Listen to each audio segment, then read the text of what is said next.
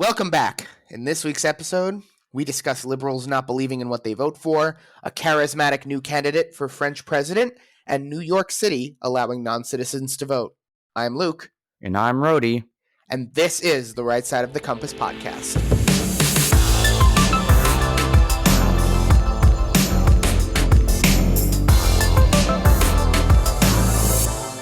All right, so we're going to get to our first topic today. New York giving power to non-citizens. Let's first talk about the details. So New York City approved a measure to allow non-citizens to participate in local elections for 800,000 residents that are living in New York City as of now.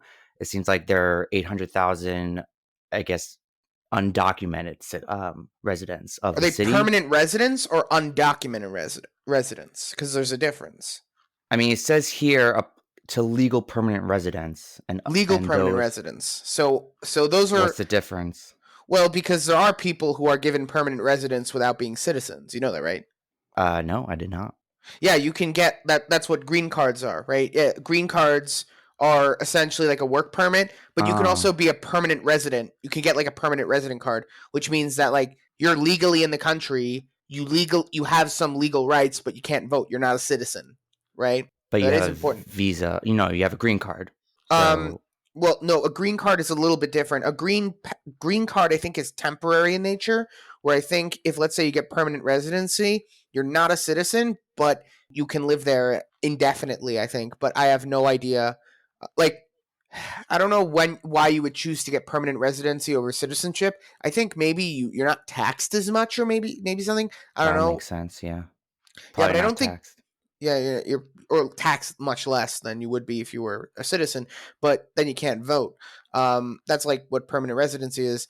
Again, I would have to look into permanent residency because I've never actually done the research into what a permanent resident is versus, say, someone who's on a green pass. I think or rather, I've done the research. I don't know what the advantages of being a permanent resident are as compared to a citizen.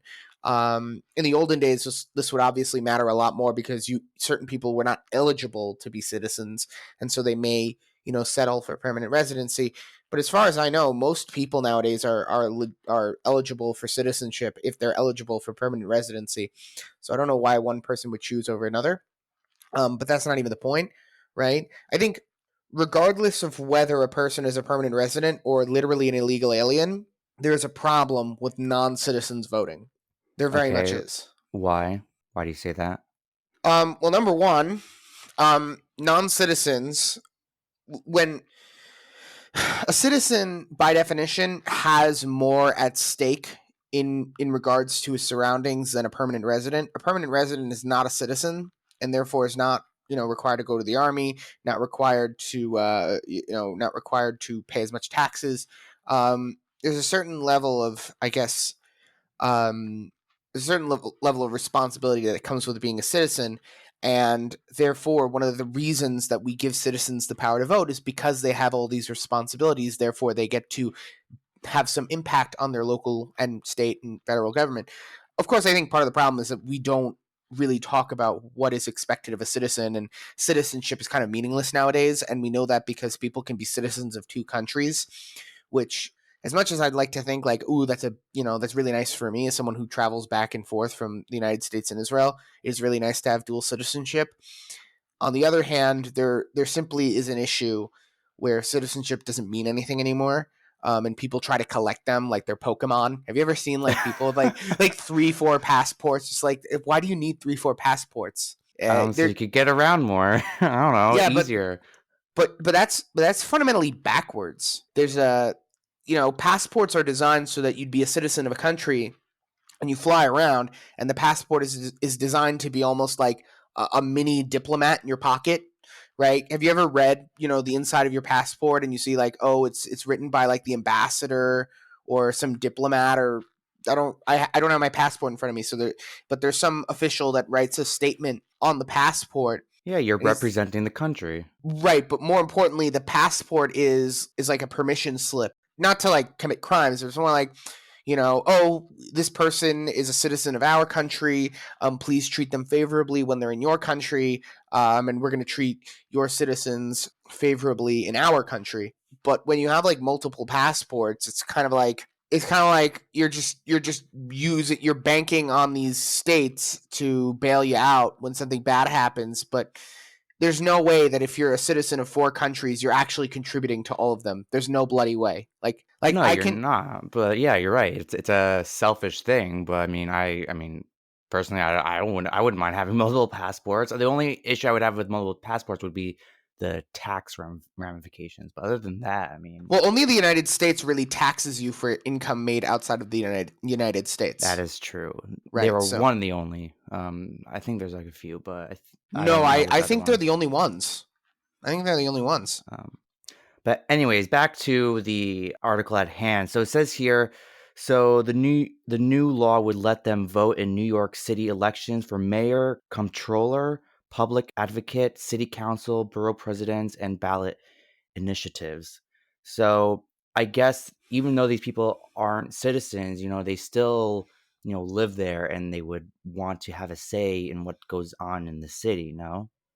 Right, but I think part of the problem is that because I think especially for a place like New York, you have a lot of people that come in for a couple of years, maybe they're in school, maybe they're working there, and but they don't really own anything there. They kind of just rent and then they leave when they're done. But their politics and their vote matters when concerning people who have been there for decades, right? Believe it or not, these cities do have, more permanent mainstay residents. And it's not fair to those people that you can just kind of waltz into New York, claim residency. You're not even a citizen, right? And then you could just kind of say, "Oh, I want the politics to be like this," and you're imposing your will on people who pay their taxes and join the military and things like that. So like here's a really interesting thing that I think Michael Knowles brought up once. He brought up, he brought up borders, okay? And he said the reasons why there are borders was because your country has a different ideology than ours, and we want to keep our ideology. So I feel like citizenship is the same way. So it's like we have a certain ideology. If you have someone who's not a citizen, who's I guess a permanent resident, or I don't know how long they're staying, they're now, if you're giving them the right to vote, you're bringing in their ideology from another country, potentially, and bringing it to our country, which might not have the same ideology. So So right, so it's like I will never ever disagree with Michael Knowles on things like that. Maybe on like matters of theology, but what can I say? Catholicism's just wrong. Um, but when it comes to things like this, right? It's almost as if what Michael Knowles is saying is true, but it doesn't matter.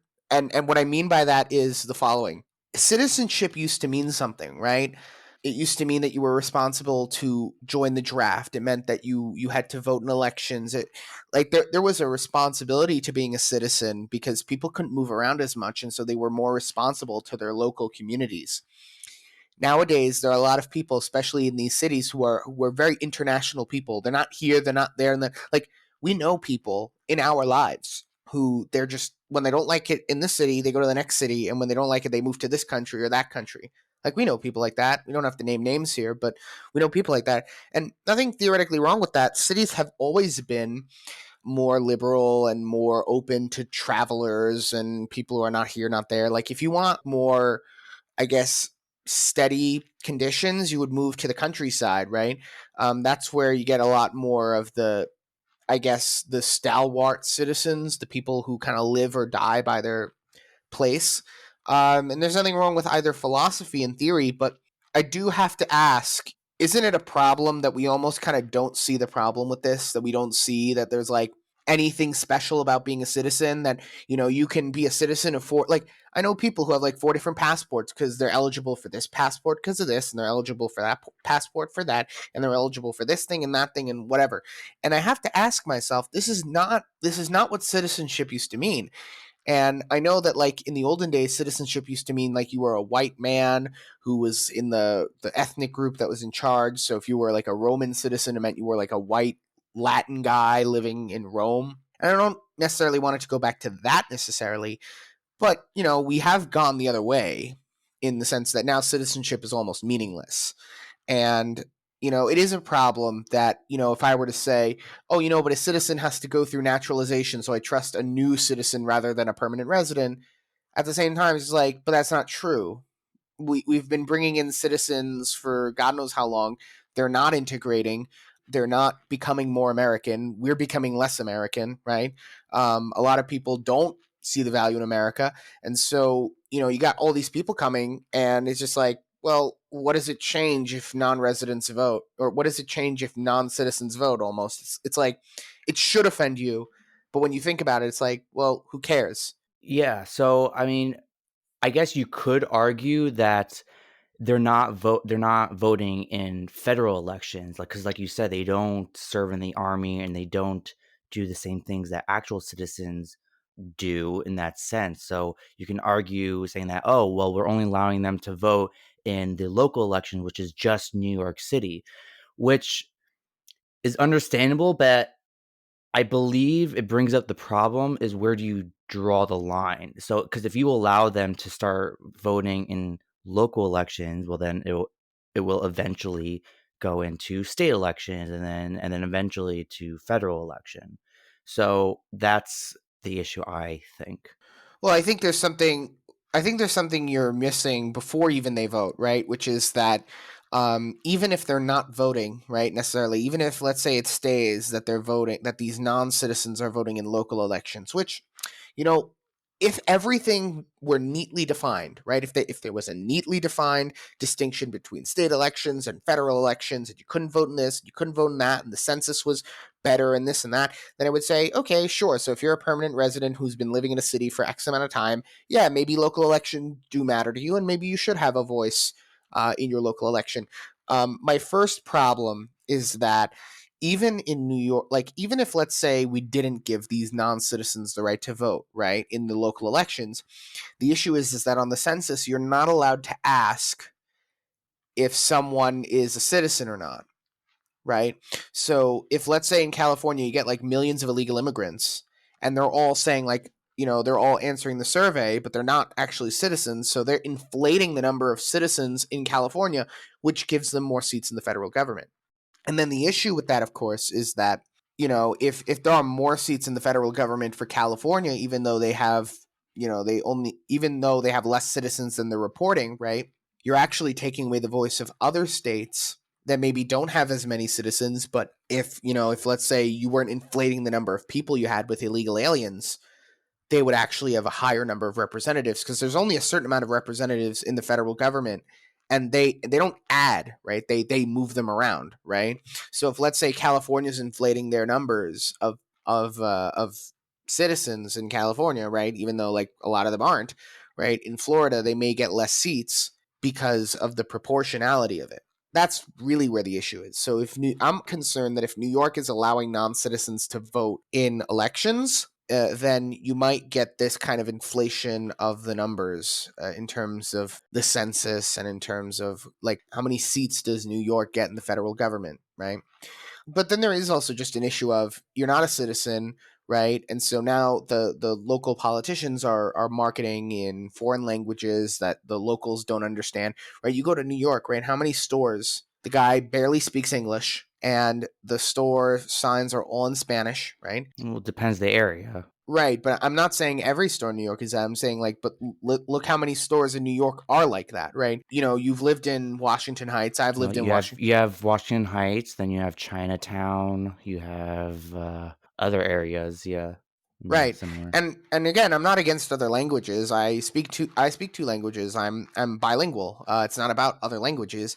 It's about if I'm in New York, I want things to be in English, right? Or at least enough in English that I can get around, walk into a store and order something, right? Go into the store. I don't have to like kind of it's like, what did you say, amigo? Like, cuz I'm like, I'm not Spanish. I don't speak Spanish. And I don't think it's on the government to bring in people who speak Spanish and then force the people living in New York to I learn mean, their Spanish. kids end up knowing English, the next generation though. Uh, I mean, have you done a study? Do you know that? Because I I don't mean, know if that's true. there was a guy in my class in university. He lived in the Heights, and he knew perfect English. but, like, his parents know less English. It would be similar to your grandparents or my grandparents. When my grandparents first came to the US, they barely knew. I mean, they didn't know any English. I mean, they had to learn, but, my grandmother didn't know she didn't know any English. My dad had to speak, Yiddish to her. Oh yeah, no, I'm not. Listen, I'm not against Spanish, and I'm not against there being like signs in Spanish. It's more just a matter of you go to certain places in these big cities, and you can't walk around as an English speaking person. It's just impossible to get around. Like, have you ever gone to Koreatown? Like, nothing's in English over there. Nothing is English in Koreatown. You know. I didn't know there was a Koreatown. You mean Chinatown? No, there's a Koreatown as well. I was in, there's a place in New Jersey. It's not even a city. It's in the middle. It's like in a suburb. Everything's in Korean. Everything is in Korean. Like all the signs are in Korean. Oh, alright. Again, nothing wrong with the Koreans. Nothing. I don't have a problem with Korea. No problem at all. It would be like, listen. It would be like, imagine you were walking through New York and you walked in to a neighborhood and all of a sudden everything was in Japanese, right? And I love Japan, right? I love the culture. You love anime, right? You're a Oh, weeb. yeah. You're a giant weeb. Okay, Oh, let's be yeah. honest. You're a giant weeb. Okay, um, Fuck yeah, it's for nerds. yeah, it is. But like, as entertaining as that would be for 5 minutes to see, like, wow, this Japanese culture. Look, anime girls, But then you want to get around. It's just like you can't do it if everyone speaks Japanese. I don't speak English. You just can't do it that way. And I think that's a fair thing to say if you're a citizen of the country that you can expect things to be in a certain language. I think part of the problem is people think like that because we have never codified English as the national language, therefore we should just have every language be the national language, which is why I'm for codifying English as the national language. Not because I'm against other languages, but because every other country has a national language, and it doesn't mean they're discriminating against other languages. It just means that they're establishing a common language for everyone to like there's a baseline of communication that everyone needs to have, right? So I think that's good. Yeah, but speaking of, elections, Well, um actually, I got a better transition. okay. Speaking of integration and having a unified language and culture, we've got a new presidential candidate in France who is saying the same things in France. Um, Wow. he, yeah, I told you that's a better that's a better transition, way better transition. So yeah, so this guy, I believe his name is Eric Zemmour. It's probably has a different French pronunciation, but I only took a year of French, so I wouldn't actually know how to pronounce that name. Yeah, so, I don't know much, about it, so would you like to talk about it, Luke? Okay, so apparently, this guy Eric Zemmour, he's been a journalist for many years in France, and his kind of crusade has always been anti-immigration. That's kind of been his thing. Now, have you ever been to Europe at all?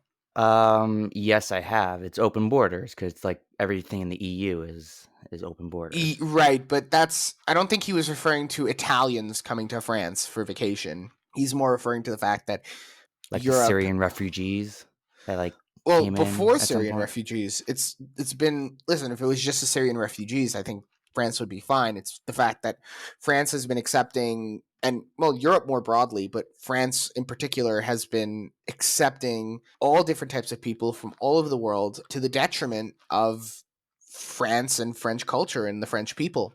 Now, I've never been to France for any longer than it would be like to go through the airport. Like, I think I've been through Paris on the airport, but from what I understand, Paris is not a French city anymore. Like, they don't they don't speak French in Paris anymore. It's like Arabic or something. So I was in Paris for 2 days, but I didn't interact with the locals enough because I know 0 French. It's really bad, so I didn't really interact with any French people to really know what they're like. I just know that even if they know English, they refuse to speak English to you. Yeah, the French are actually very proud in that way, which I can. It's almost like they're the Americans of Europe. Like they're very, I guess, jingoistic. They're very in the sense of like, I'm French, or let me do the accent. I'm French, and I'm gonna speak French. Ha ha ha ha! Ha. Would you like a baguette? Ha ha ha! So they're very much like that. Um, all the Frenchies, all the frogs are gonna be angry at me, but whatever, it is what it is. Yeah, so I see a picture of this guy, Eric Zemmour. I don't know how to pronounce it. And Well, you know, it he wouldn't be Zemmour. It would be Zemmour. Like, but if it, Zemmour. yeah, but that's, I Okay. don't think that's how you actually pronounce that. But anyways, I mean, no offense to him, he does look like, a villain out of out of a movie. oh, and he's going to be called a villain for sure. But actually, did you watch his speech when he announced his candidacy for French president? Did you watch that? No, I did not. Okay, so basically, he was talking about saving France and the glory days.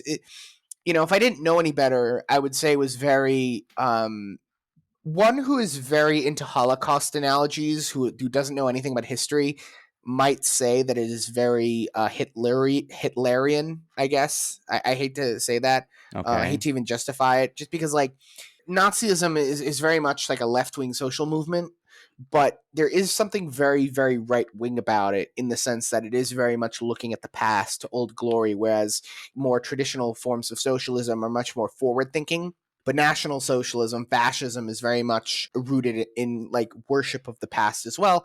And in that sense, he comes off as very fascist. But I don't think he is. For one, if he was a fascist, he would immediately be thrown into the clink for being Jewish. So he's actually a Jew. Well, I don't know. Was he bringing up any particular ethnic group that he was blaming these things on? Because if that was the case, then I would say, oh, like that's very I don't know the word you use, Hitlerian, Hitlerian, like other having to do with Hitler. or, but if that's, so I didn't hear his speech, so I don't know what he said. But if he was blaming, I would say that is a bad sign. But if he wasn't, then I mean, I don't. Well, I mean, it's kind of. I mean, the thing is that it is kind of hard to ignore the fact that if he didn't blame unmitigated immigration from, particularly from Islamic nations, for the problem, then he wouldn't be speaking the actual, like, he wouldn't be speaking to the actual problem.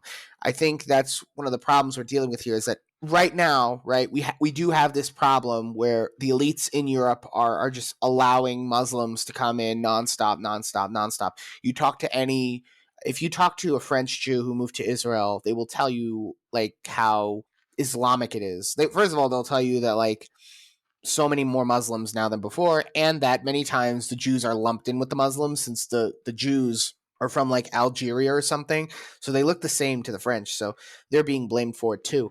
But he is talking about like how unmitigated immigration did kind of destroy France, and he does want to bring it back to he wants to bring back the French Republic back to some former glory. But I think to understand what France is, we have to go back to the French Revolution. And the French Revolution is very interesting because we like to think of France as a Catholic country, but in terms of actual practice, it's, to my knowledge, the only classically liberal country that I can think of.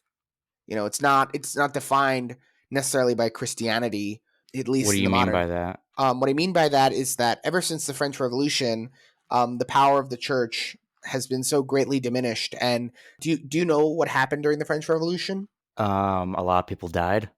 Well, I guess if you had to sum it up in one sentence, that would be true. But if you wanted to, I guess, expand and be a little more, I guess, thoughtful about it, what you would say is that when the French Revolution happened, they got rid of the queen, they got rid of the king, obviously, the monarchy, and then they got rid of the Catholic Church and they replaced it with secular liberalism. So they actually renamed all the calendars, and they did a different calendar system. They had their own holidays, and égalité, liberté, fraternité, those are the colors of the French flag.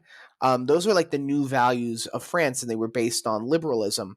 And even though like you can still be a Catholic in France, a lot of people in France are very secular, and that started during the French Revolution, because it was pretty much like lots of churches, well, lots of priests were killed and things like that.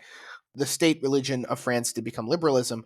So a lot of these people who are like calling for France to, kind of clamp down on immigration, they're doing it in the name of liberalism, which is very weird, but you can't have a liberal country where everyone's walking around in the hijab.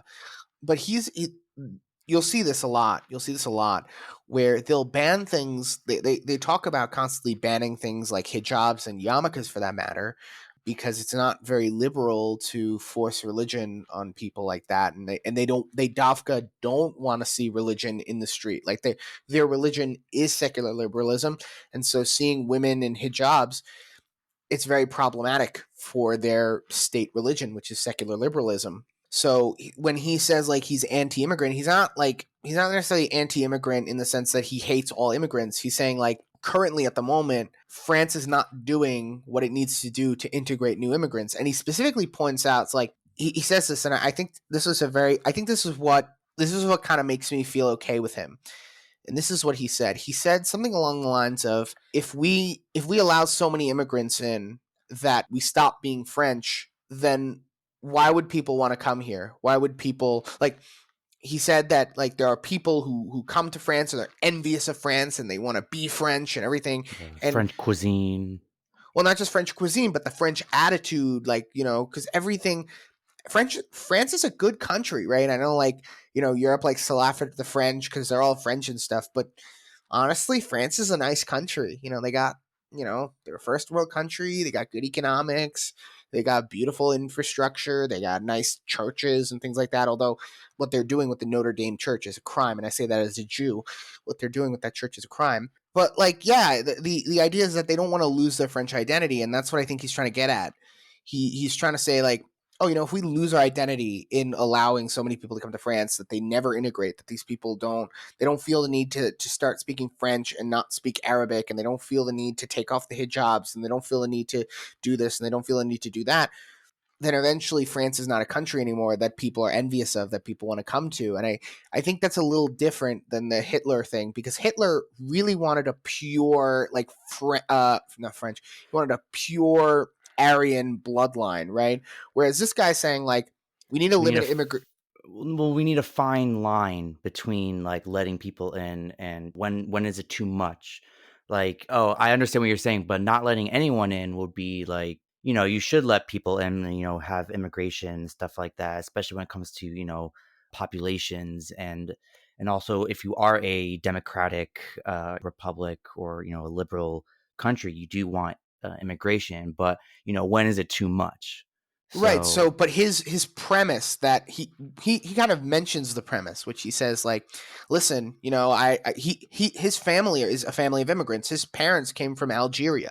He's an immigrant, or he's a descendant of immigrants, right? He's not even he's Jewish, right? So he's not against just anyone who's not Latin, French. You gotta be white. You gotta wear the beret, and you gotta eat the macaron and this and that, right? It's more about he wants it to be so that when immigrants come to France, they become French. hmm which is not which we were talking about before is what the US is not doing. Right. They're not doing that. Right. They're not in America and in France and all over the Western world, people aren't becoming the local thing. Right. They're not. They're not becoming They're not like assimilating. they're not. I always see this video. I don't know why it's advertised to me on Facebook because I'm not a Muslim, but there's this video of a mosque and Dawa center in Norway that they want donations for, and they constantly advertise to me saying like, "Oh, if you support the masjid and you give the zakat to the masjid for the Dawa, then you're gonna be you're gonna have a portion in the paradise with Muhammad, blah blah blah blah blah, with the peace be upon him, all that." But I'm thinking like if they would just convert to Christianity when they come to Norway, that would never happen. They would never be setting up a Dawa center in Norway. But they're not doing that because they go to Norway and they go to Norway and they refuse to integrate. They want the Norwegians to become Muslim. They don't want it to be the other way around. They don't want to integrate into Norway. They want Norway to integrate with the immigrants. And that's what we see going on in a lot of these Western countries, and that's why a lot of people are not happy about it. And that's why you have this guy. He's doing very well in the polls. Actually, I believe he's polling third. Really? So what are your predictions on what will happen? What do you think? Well, first, to understand predictions, you have to understand how the French political system works, right? To my understanding, I don't really have an understanding of French politics any more than what I've read about.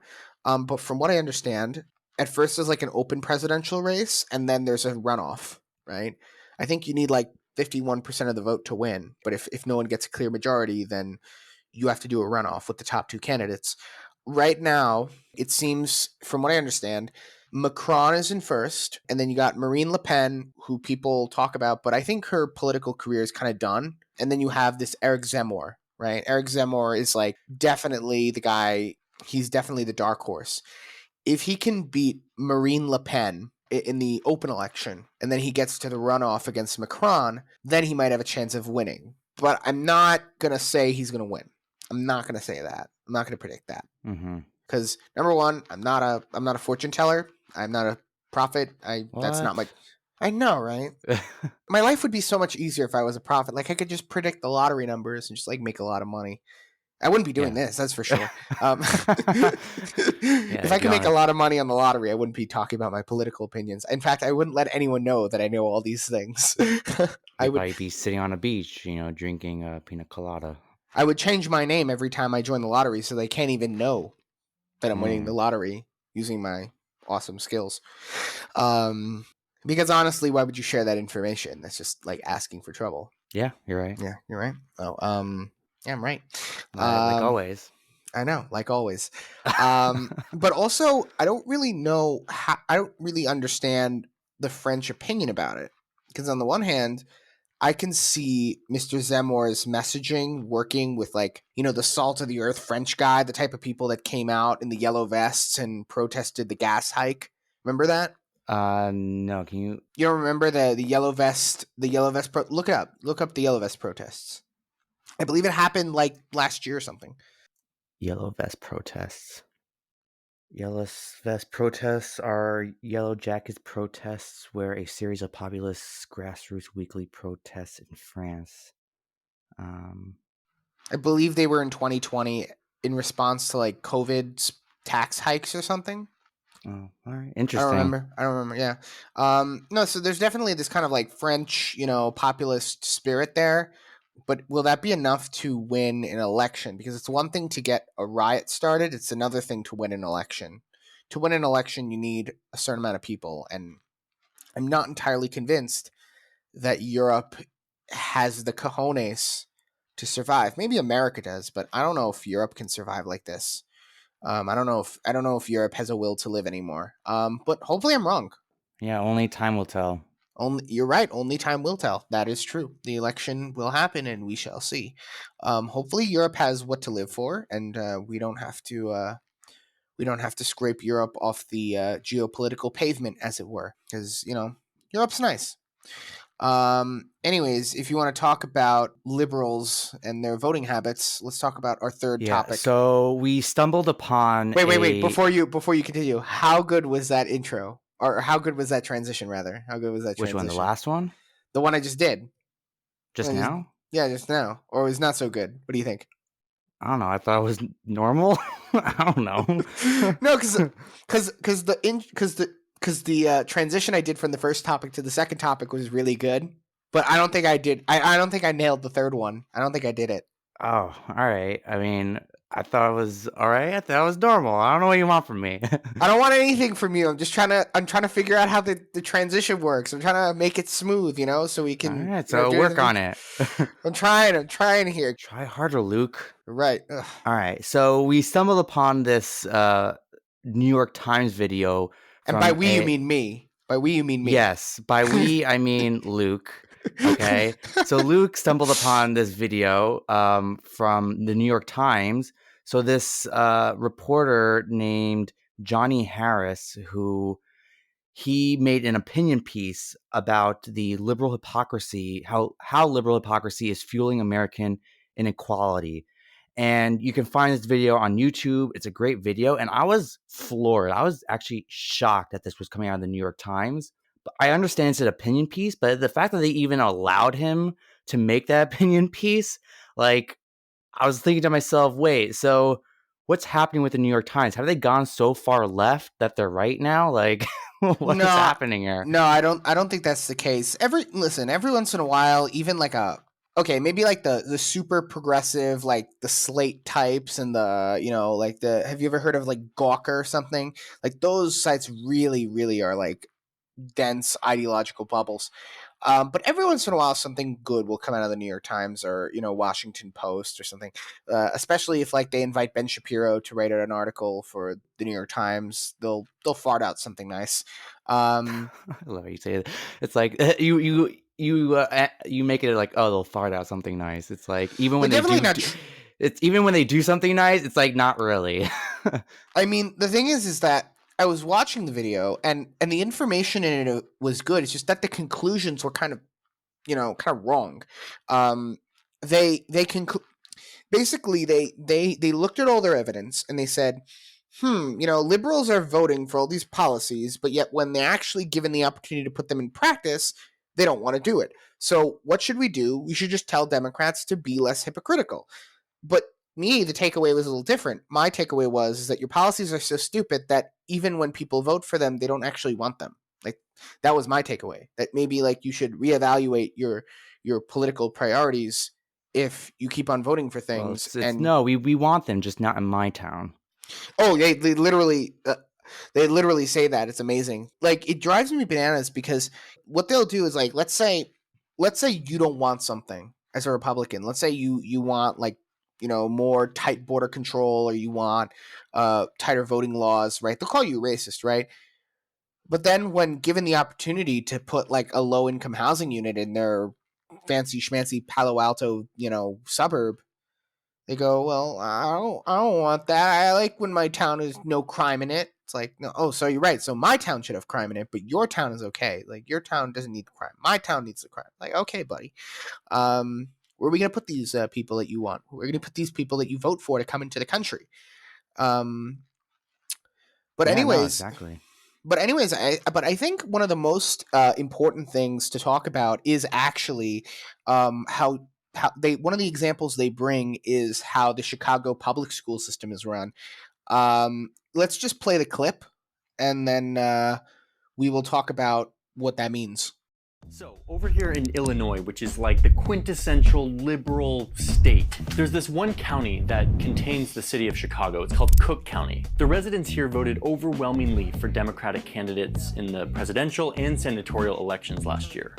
Often what would happen is that this would just be one big school district, and that all the taxes from all the towns in this county would be put into one bucket and distributed equally throughout the county. But the residents of this very blue Democratic county have actually decided to divide themselves into more than 140 school districts. So now you have all these tiny school districts like this one, which are like gerrymandered around the richest part of town. And so all of the taxes from these rich homeowners go into one little bucket and then only get distributed to the schools within this rich region of the county. It can be on the same block that the town line runs through the middle of it.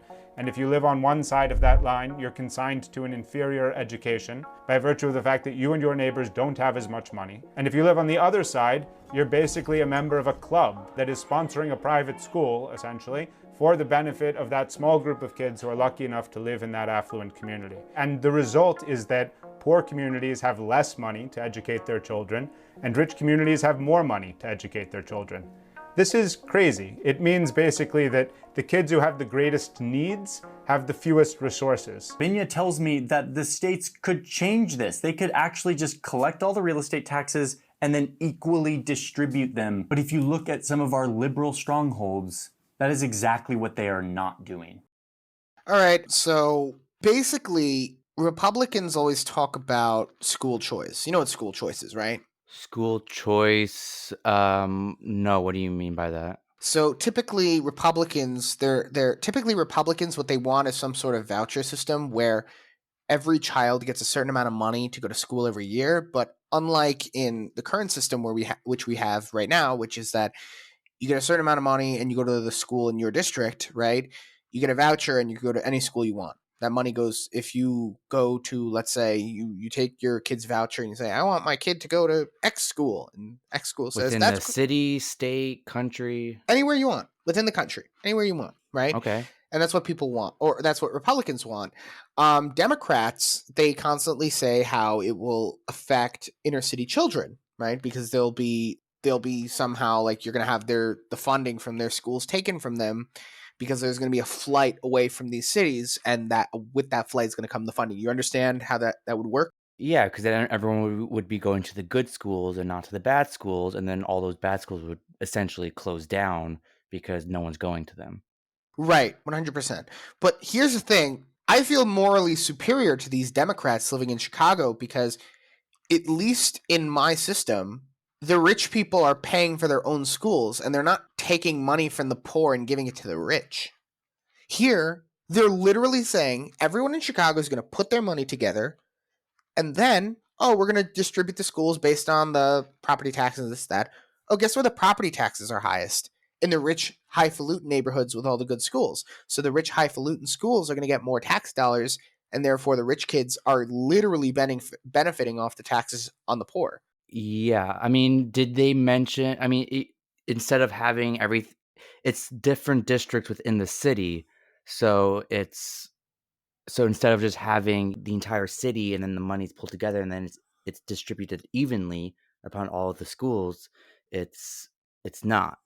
Well, don't cities usually have multiple zip codes in them? Yes. I mean, depends how big the city is, I think. I So I mean, know if in we're talking Jerusalem they about, have multiple postal codes. I know in Jerusalem they have like a I postal mean, code. depends. Are you in a suburb or are you in a city? Like, New York, Chicago are big cities. They have, multiple areas. While if you're in, a suburb outside the city, probably one zip code because it's, smaller.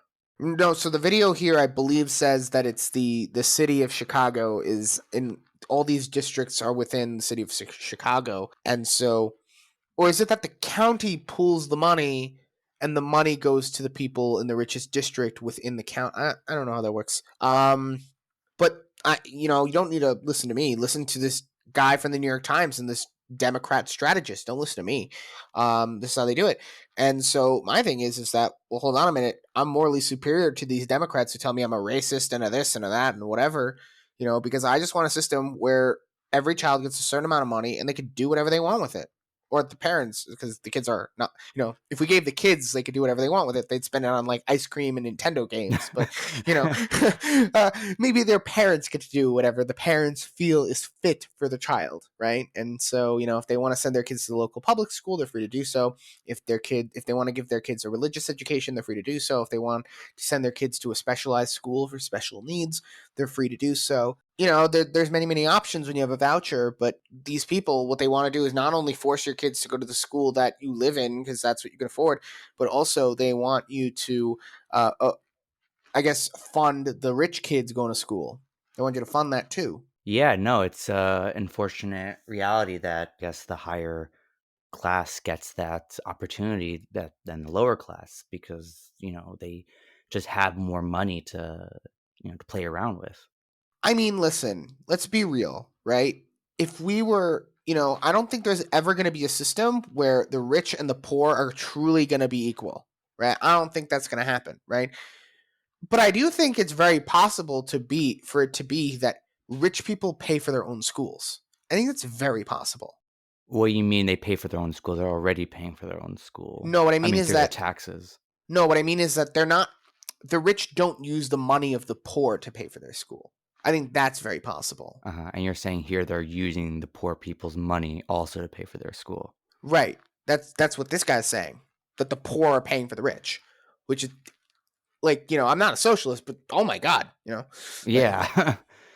Oh, wow. I don't believe that the rich should be paying for the poor, like other than like charity or whatever. But like, oh my god, like I'm definitely not for the poor paying for the rich. Like, holy shlamoli, that's like the worst of both worlds. That's like the greed of capitalism and like the forced redistribution of socialism. So you lose either way. You don't get your socialist utopia. It's definitely not what's going Hmm. on.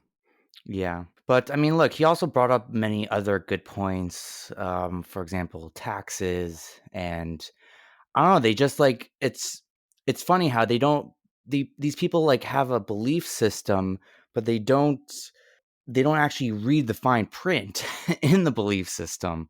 So like they don't actually know they don't know the detail of what's going to happen in terms of how to go about it. See, but that's the thing. I don't actually believe that these people don't know the ramifications of what they're saying. I genuinely believe that if you go to Palo Alto, right? If you go to the community with the housing thing, You go to them and like, I'm sure they understand economics. I'm sure they understand housing prices. I don't think that's the problem. I think the problem is that they know that their policies are going to make their properties more expensive and they want more wealth. That's what I think it is. I think they know that if they vote for Democrat policies, their property values are going to go up.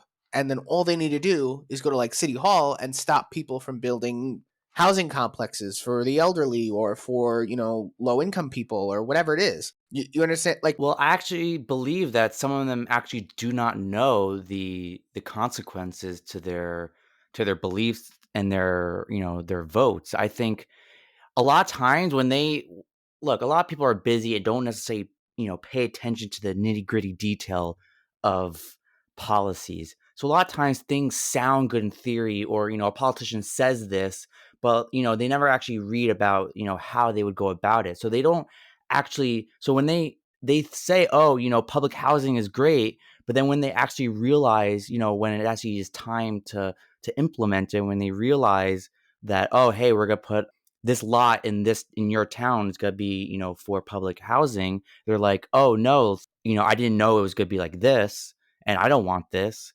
so I don't what want about this. right? But here's the thing, though. I don't think the guy who lives in Palo Alto, who has a property that's valued at over $1 million, who has lots of stock options and things like that, I don't think he has a fundamental misunderstanding of how the economy works. I think a guy living in Palo Alto making lots of money, I think he's very knowledgeable of how the economy works. I think he knows that if he votes for Democrat policies, for example, he knows that Democrats are going to inflate the dollar. Well, you know who benefits from inflation? The rich. The rich benefit from inflation. It's not the poor. The poor lose on inflation, right? Maybe some stupid college kid who just figured out what socialism is. Maybe they don't know what the ramifications of the policy. Okay, that I'm willing to hear.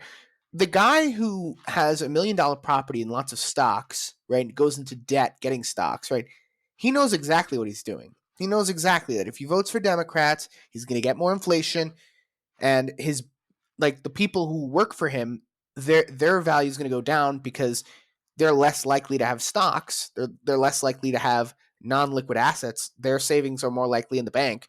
But the guy who has company stock, the guy who has $1 million house, like a $500,000 mortgage on it. I don't actually know how mortgages work. I've never mortgaged a house. But if the guy took out a loan, right, the currency inflates. Guess what? He doesn't have to pay as much back in value. He knows exactly what he's doing. Yes and no. I think the public housing has less to do with economics, has more to do is that they want their town to look nice. You don't want lower class people in their town. Right, but what happens if there are lower class people in the town? Then the property values go Crime down. goes up. Property values go down. Yeah, And because then of that. right. And so so what you want, if you're a rich person with a house, right? You want the value of your property to go up. It's an investment, right? Now, if you vote for Democrat policies, the inflation is going to go through the roof. So the value of your house is going to stay the same, even if the currency is inflated, because maybe not all your savings are in cash, right? But the guy who's renting apartments for $1,000 a month in your very, very expensive city and buying like $12 frappuccinos at Starbucks, his net worth is going down. His quality of life is going down because his value is not in cash. I mean, his value is not in non-liquid assets. It's in cash. And as currency inflates, the value goes down. And so the guy who lives paycheck to paycheck, well, he now needs to start earning more money. But the guy who has assets, he can work less now because his assets are going up in value. Mm-hmm. So I don't believe for 1 second that the guy in Palo Alto, right, who's voting against building a low income housing unit in Palo Alto, I don't think he's doing it because he doesn't understand Democrat policies. I think he does understand Democrat policies. I think he knows that if he votes for Democrats, then the value of the currency the inflation is going to go up. Therefore, his assets are going to go up, and he becomes richer at the expense of everyone else. At the expense of the guy in Missouri who maybe works paycheck to paycheck, maybe doesn't have unlimited non-liquid assets, he's going to be hurt the most. The guy in Palo Alto, he's making off like a bandit. So, listen, could it be that he doesn't know anything? Could it be that he doesn't understand the relationship between, inflation and value and things like that? Maybe, but I don't see the evidence for that. Sorry. Yeah. Sorry indeed. Is that it for now? Let me think. Is there anything I want to say? Oh, yeah, there is something I did want to say. Nothing to do with the topic. But before we go, I just wanted to clarify something. We spoke about Hanukkah last week, and I was going over the episode, and I realized I said something that I kind of wish I'd said a little differently, or kind of clarified. I remember you brought this up at some point that, during the Hanukkah story, we were trying to get rid of the Greeks, but nowadays we try to imitate the West. And I think it's important to give the cultural background that the rabbis were never against everything Greek for the sake of being Greek. They were specifically against the parts of Greek culture that were antithetical to Judaism. And what the problem was is that the Greeks at some point were forcing the Greek way of life in its entirety on the Judean population. And trust me, it's not that like they didn't want Jews reading Socrates or thinking in the Socratic method. Like that's not what it was, right? It was more that they didn't have the ability to pick and choose what they wanted to do from the Greek culture. They didn't have the opportunity to take what they wanted and leave what they didn't want. I think you'll find this a lot, that Jews will take what they can from the outside culture and appropriate it, and then they'll leave the stuff they don't want, and that's just how cultures always do things. But ultimately, that's what the Hanukkah story was about. We're not anti-Greek for the sake of being anti-Greek. It's not about that. And I just wanted to clarify that in the hopes, if someone misunderstood what I was saying and, they thought, oh, the Jews are being hypocrites now because Hanukkah's like Christmas. It's like, not really, because that's not what Hanukkah's about. But yeah, it's a little bit past the point of, it mattering. Maybe I'll say these thoughts again next year. All right. Yeah. All right. Anything else you want to say before we go? Yes, there is something I want to say. I want to say thank you all for joining us this week. Boo! What a bad... Oh my God! Wow! What? You did it that... I can't believe you did it that way. Ugh. That's a good transition. It's a great transition, but the problem is, I already said, is there anything you'd like to say before we go? Yeah, thank you to our audience for listening. No, but that's the outro. Now we're okay. Fine, we could do it. I'm just taking the piss here. You can do it. Well, yeah. I mean, I had nothing else to say. Okay, fine. That was my point. All right, fine. Okay. Was there something else you wanted me to say? Well, like your hair looks good today. Like I don't know what you want me to say. Well, actually, if you would have said my hair looks good today, then I probably would have said thank you. But you didn't even notice. Well. You didn't even notice. Well, nice haircut. Thank you. Did you trim your beard differently? I did trim my beard differently. It was not my choice, but the barber misunderstood me before it was too late. But not before it was too late. Anyways. All right. And with that, thank you all for joining us this week. You can find us on Spotify, Stitcher, Apple, Audible, and Google Podcasts. Enjoy the rest of your week, and we look forward to seeing you next time.